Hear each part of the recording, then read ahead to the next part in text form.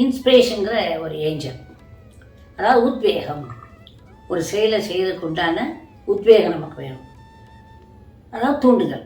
இந்த தூண்டுதல் வேணும்ல, அப்போ தான் நம்மளால் செய்ய முடியும். அது மட்டும் இல்லை, அந்த காரியத்தை கும்கும் அப்படின்னு ஜெயிப்பேன் அப்படிங்கிற எண்ணம் வரணும்.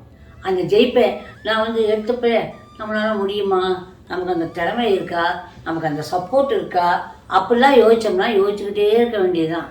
தனக்கு வர சான்சஸை கூட நிறைய பேர் மிஸ் பண்ணிடுவாங்க. அதனால் ஒரு முடிவு எடுக்கணும், அது உத்வேகமாக எடுக்கணும். அதை நான் அடிப்பேன் ஜெயிப்பேன் அப்படிங்கிற தன்னம்பிக்கையோடு இருக்கணும்.